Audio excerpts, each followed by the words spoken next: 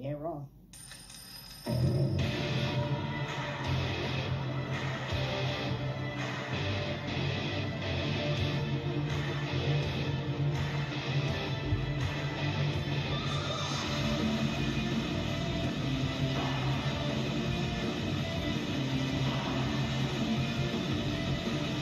Legend Masahiro Chono joining commentary at ringside as a man that is already at 32 years of age, a legend in this business. Kazuchika Okada! Okada, yes, betrayed, yes, hurt by the actions of that so-called Commonwealth Kingdom. Ça fait très longtemps que vous n'avez pas entendu ce nom, cette musique, sur ma chaîne YouTube. Pour une fois en plus d'ailleurs, je n'ai pas commencé une vidéo par du Falling in Reverse. C'est rare. J'ai commencé par du Kazuchika Okada. C'est très connu, aussi connu que Falling in Reverse. Ne vous inquiétez pas. Tout d'abord, bonne année 2021, les amis, à tous ceux qui regardent cette vidéo, parce que on est le 4 janvier, à l'heure où je tourne cette vidéo, il est 15h20, et c'est sûrement la première vidéo sur cette chaîne YouTube en 2021 qui va sortir. Du coup, bonne année, j'espère que vous avez passé un nouvel an tout de même malgré ces restrictions, malgré tout ce qui se passe en ce moment. Et j'espère que vous commencez bien l'année, et j'espère que ce matin, si vous êtes allé en cours, du coup ce soir pour vous, si vous avez du travail ou quoi, j'espère que ce soir, en rentrant de chez vous, vous allez directement vous plonger et vous relaxer tout simplement devant 4 heures magnifiques, devant 4 heures de New Japan Pro Wrestling, devant 4 heures de bon catch pour bien commencer cette année 2021. 2 ans que j'en ai pas parlé sur cette chaîne YouTube. La dernière fois, ça remonte à 2018. J'avais parlé de Wrestle Kingdom 12, je sais plus, 12. Je crois que c'était le 12 avec Cody, avec Chris Jericho, etc. Très bon show. Et depuis, j'ai pas regardé le Wrestle Kingdom en entier. J'avais regardé celui d'après, un peu, tu vois. Et j'ai honte de le dire, mais ouais, en fait, ça fait très longtemps. Enfin, j'allais dire que j'ai plus regardé New Japan, mais j'en ai toujours regardé. Cette année aussi, j'en ai regardé. Je rattrape souvent des anciens matchs New Japan. Je rattrape des matchs actuels, par exemple, des matchs du G1 Climax de cette année que j'ai pas regardé, ou même de celui de l'année dernière, etc. Mais ça fait bien, ouais, enfin, si on compte pas cette année, parce que bon, cette année, l'année New Japan s'est terminée en mars, honnêtement. Après, il y a eu juin, il y a eu Dominion, machin, ok, si tu veux. Il y a eu le G1, et après, Dominion, ça compte pas, il n'y a rien qui compte. Bref, ça fait depuis début 2019 jusqu'à là, mars, enfin, jusqu'à fin décembre, si vous voulez, que j'avais pas regardé et que j'avais pas regardé en fait un show en entier de New Japan, que j'avais pas regardé un show complet, que je m'étais arrêté à toutes les storylines. Et putain, je regrette. Je regrette clairement, les gars, parce que là, ce soir, déjà, enfin ce soir pour eux, mais ce matin pour moi, c'était vraiment une sorte de challenge, une sorte d'ultimatum. Pour moi, si vous avez vu ma dernière vidéo, d'ailleurs, Every Catch, où je parle de ma passion en tant que fan de catch, comment je l'ai vécu en 2020, etc., comment vous l'avez vécu aussi, allez la voir directement cette vidéo dans le petit i. Je vous parlais de voir que c'était quand même assez compliqué, parce qu'en fait, l'année 2020 pour moi, c'était vraiment genre, ma passion de fan de catch était effondrée, quoi. J'arrivais plus à regarder rien au niveau catch, tu vois.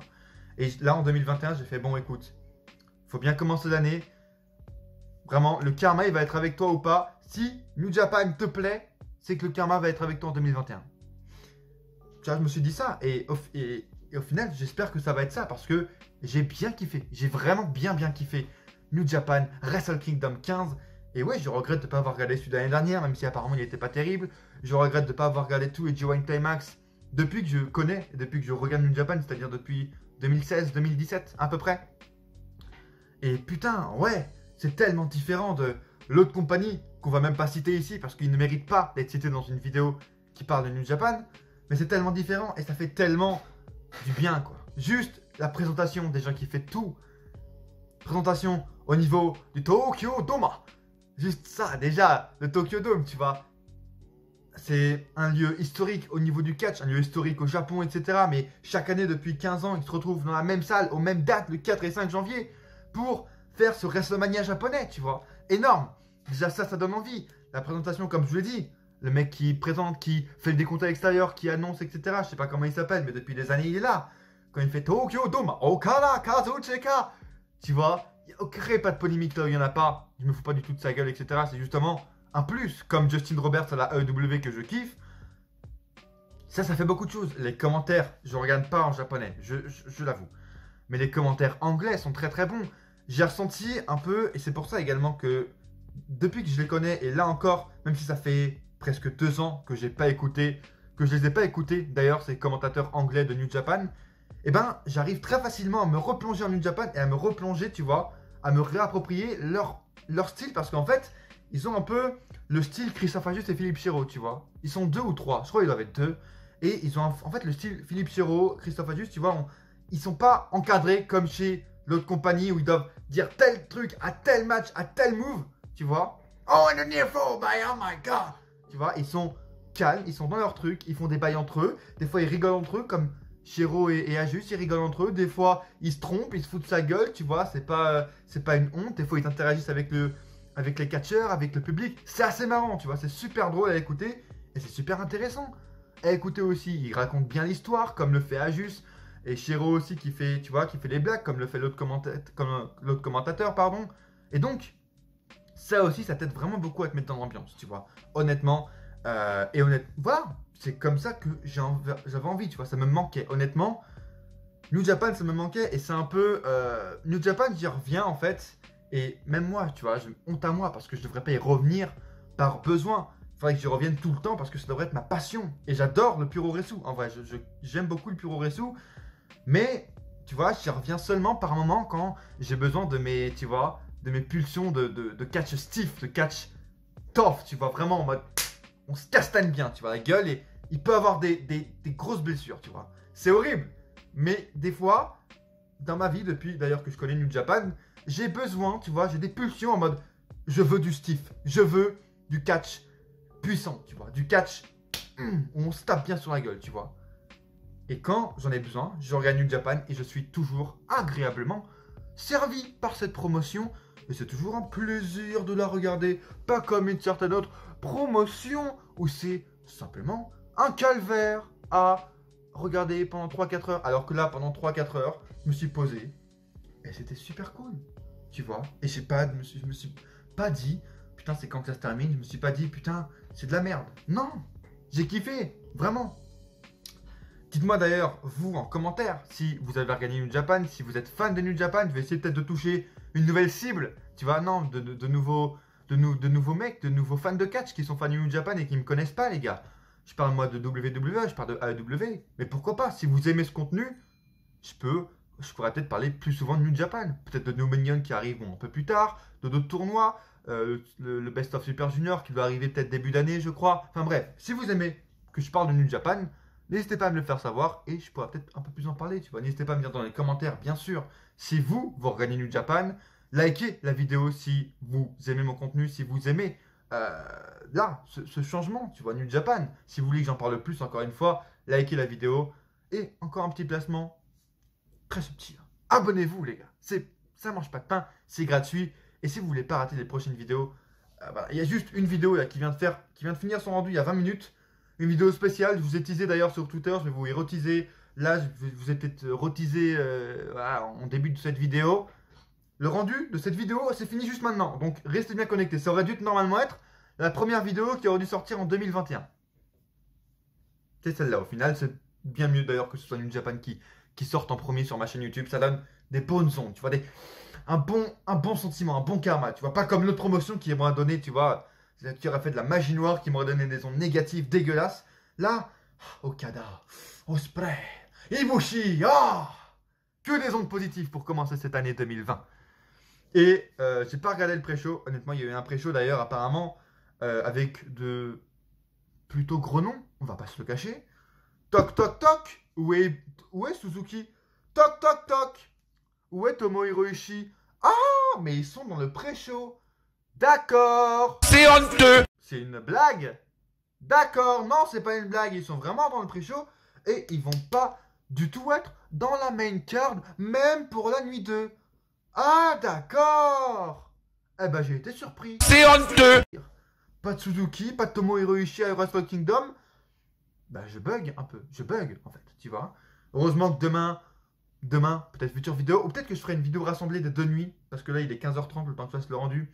La vidéo sortira sûrement le 5 janvier ou peut-être le 6, donc restez bien connectés sur Twitter, Insta. Évidemment, parce que je poste aussi mes réactions en direct sur Twitter, donc si vous voulez me voir me réagir en direct au match à Wrestle Kingdom 15, allez me suivre dès maintenant, Darren Ennis4 sur Twitter, Darren-AHC sur Insta, les gars. Tout de suite, on y va, il n'y a pas de... Vous voulez savoir ce que j'ai fait au Nouvel An, les gars? Eh ben, fallait me suivre sur Insta, parce que j'ai fait plein de stories où j'ai fait des trucs, enfin, j'étais seul pour le Nouvel An, c'est parti en couille un peu, bref. Vous auriez dû me suivre sur Insta et vous l'auriez su, tout simplement. Bref, j'étais en train de dire quoi? Oui, que oui, pour la Ligue 2, on va peut-être se rattraper. Parce qu'il y aura du Evil Sanada, ça va être très très bien.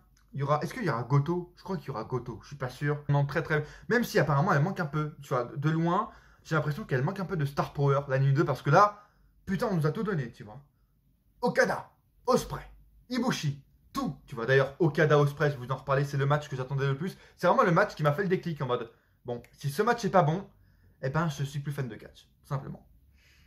Heureusement, il y a eu des ondes positives. Positives. Bon, bref, comme je vous l'ai dit, il y avait Okada, Ospreay, Tanahashi en mid-card. Waouh, qu'est-ce qui se passe? Bonjour. Tanahashi. Ok. Et encore une fois, ou encore Takahashi, par exemple, qui a commencé. Magnifique transition pour débuter cet opener. Takahashi contre El Fantasmo. C'était le vainqueur du Best of Super Junior 2020, donc Takahashi, contre le vainqueur du Super Junior Cup, El Fantasmo. Les deux s'affrontaient. Et le vainqueur du coup de ce match va demain aller affronter le champion Never Openweight. Je crois qu'il y a un peu, excusez-moi si je me trompe, hein, les Cody, Rébu du catch si tu passes par là, ou un autre mec fan de New Japan. N'hésitez pas à me contredire parce que je connais pas tous les titres, mais je crois que le titre Never Openweight, c'est le titre un peu cruiserweight de la New Japan. Bref. Donc Takahashi a bien sûr gagné ce match. Je vais pas m'éterniser sur tous les matchs, mais c'était très très cool à voir. Un opener, ouais, tu vois. Kali, sans plus. Sans plus, mais Kali, pas trop dans l'excès. Pas trop dans l'excès. Ils ont commencé doucement, bizarrement, New Japan. Les deux ont une très bonne alchimie. J'aime beaucoup Takahashi depuis plusieurs années. Je suis content de le voir. El Fantasmo, je connaissais moins, honnêtement. Ouais, Takahashi, c'est ça. Il a gagné par contre par un roll-up. Face. Faudra m'expliquer ce qui se passe chez New Japan. Parce que déjà, un roll-up chez New Japan, c'est assez rare et c'est surtout bien expliqué, etc. Là, peut-être qu'il y a une explication derrière, je ne sais pas. Mais voilà, Takahashi, du coup, qui gagne par roll-up, a fait trop dans l'excès. Et c'est d'ailleurs assez bizarre, d'ailleurs. Donc, toute cette nuit 1, il n'y a pas eu trop d'excès, tu vois. Il n'y a pas eu trop de brisage de nuque hardcore, comme on peut avoir pour chaque show New Japan, surtout pour Wrestle Kingdom. Ouais, bizarrement. Bref. J'ai pas noté de plus de choses. Voilà, juste la fin qui est assez bizarre. Donc, Takahashi, demain, face à, je sais plus, Jeff Cobb. Non, je sais plus qui est le champion Never, ou je sais plus du tout. Bref, il va aller affronter un champion. Peut-être que c'est même pas le champion Never, mais bref. Allez voir Wikipédia, vous allez le savoir tout de suite. Ensuite, il y a eu quoi? Je crois que c'était le match par équipe également, qui a suivi. Un seul match par équipe d'ailleurs, pour la nuit 1, et encore demain la nuit 2, un seul match par équipe. Bon, assez bizarre. C'est le Bullet Club, du coup, Tamakan Tonga et Tangaloa. J'aime beaucoup Tangaloa depuis plusieurs années. Je suis très content de le voir sur un ring. J'aime vraiment beaucoup son style de catch. J'arrive un peu moins à me faire à Tamatonga. Je m'y accroche pas. Je m'y accroche pas. J'y arrive pas depuis plusieurs années. Tangaloa, par contre, j'aime vraiment beaucoup. S'il a été en run solo, j'aimerais bien voir ça parce que ça pourrait être intéressant pour moi d'y voir. Vraiment. Et ils affrontaient du coup les champions en titre depuis le mois de juin ou de juillet. Je crois qu'ils ont gagné à Dominion ces titres. Taichi et Zack Sabre Jr. qui a apparemment fait un face turn. Alors j'étais pas au courant du tout. Bref. Juste. Ouais, Zack Sabre Jr. machin. Taichi, faudra arrêter. Hein, son entrée, elle est gênante. On va vraiment se le dire honnêtement. À chaque fois que je le vois, ça me gêne. Taichi qui chante, qui bouge même pas ses lèvres, c'est le playback. Je comprends pas le personnage. Déjà, je comprends pas le personnage. Si quelqu'un pourrait m'expliquer dans les commentaires, sur Twitter. Et surtout, c'est gênant en fait.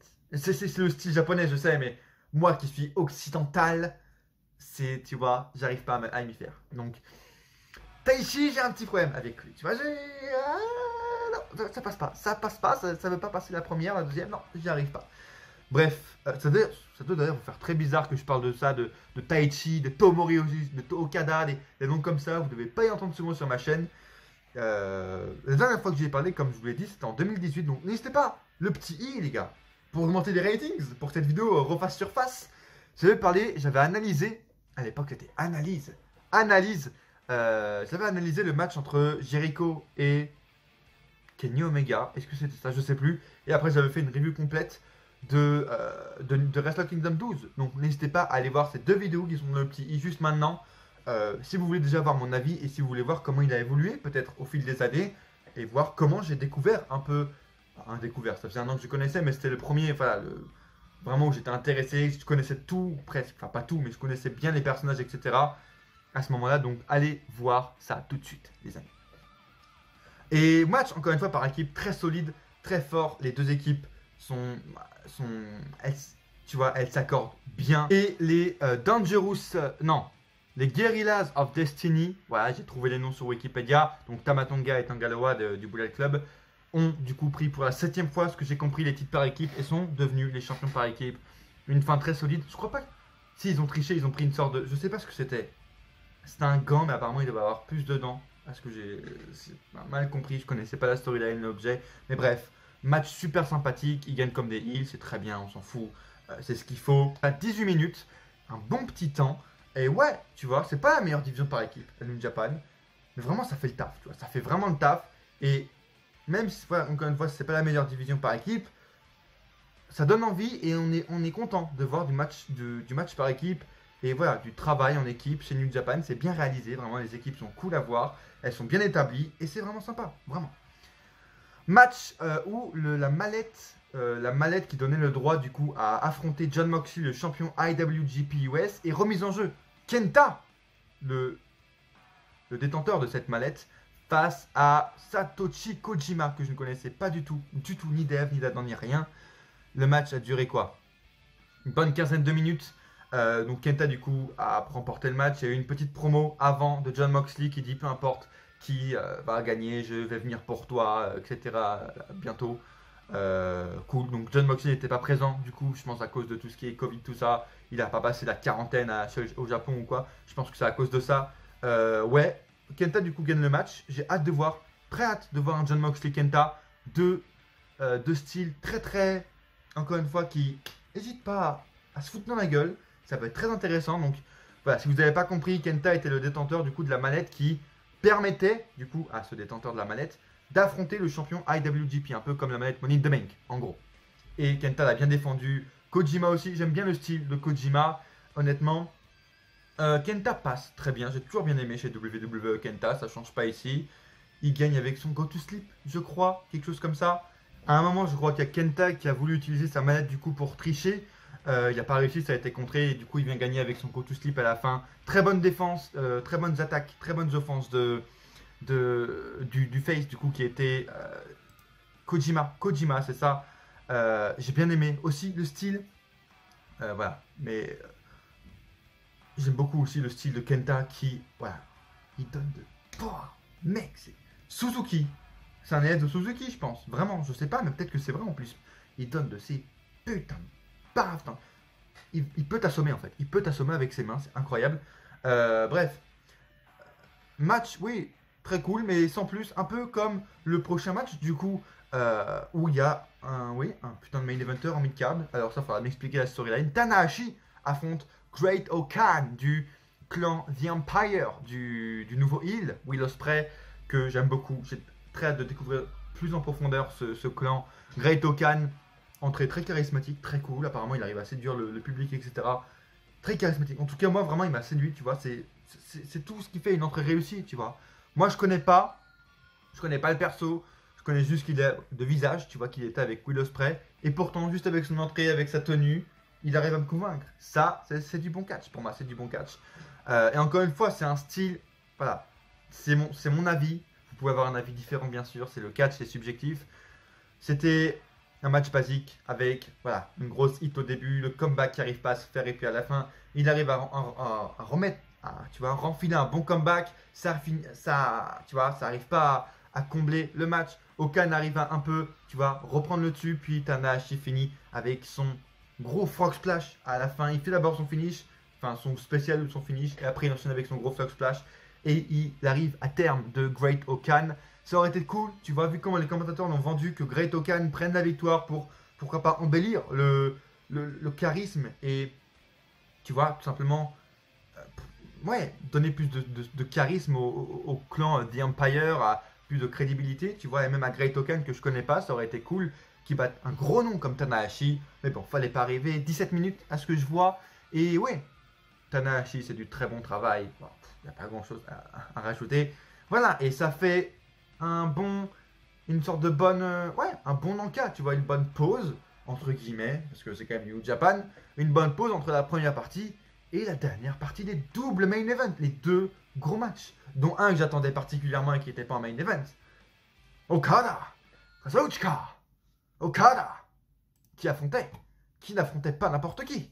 Okada, Kazuchika, qui affrontait Elevated, Elevate.